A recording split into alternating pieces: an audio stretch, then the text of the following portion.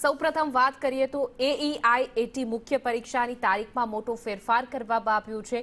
13 જૂનના રોજ પરીક્ષાનું આયોજન મુખ્ય પરીક્ષાની તારીખને લઈને નિર્ણય કરવામાં આવ્યો છે। અગાઉ 7 જૂનના રોજ યોજાવાની હતી આ પરીક્ષા।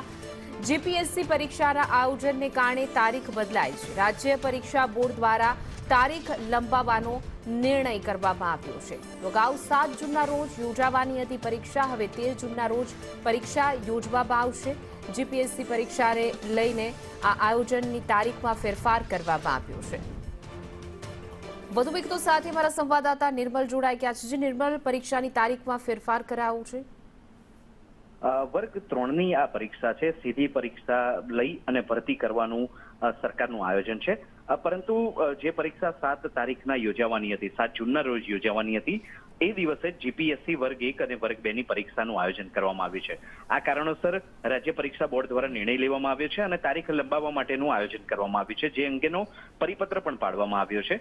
હવે જે પરીક્ષા 7 જૂનના રોજ યોજાવાની હતી તેને બદલે 13 જૂનના રોજ પરીક્ષાનું આયોજન કરવામાં આવ્યું છે।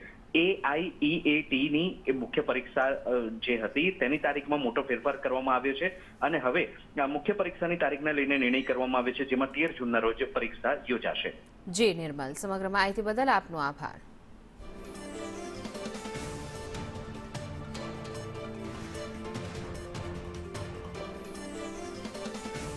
13 જૂનના રોજ હવે પરીક્ષા યોજાશે। તો અગાઉ 7 જૂનના રોજ પરીક્ષા યોજાવાની હતી, પરંતુ જીપીએસસી પરીક્ષાના આયોજનને કારણે તારીખમાં ફેરફાર કરવામાં આવ્યો છે। જો કે ઘણી એવી પરીક્ષા છે કે જે પરીક્ષા મોકૂફ અથવા તો પરીક્ષાની તારીખ જે છે તે લંબાવવામાં આવી છે।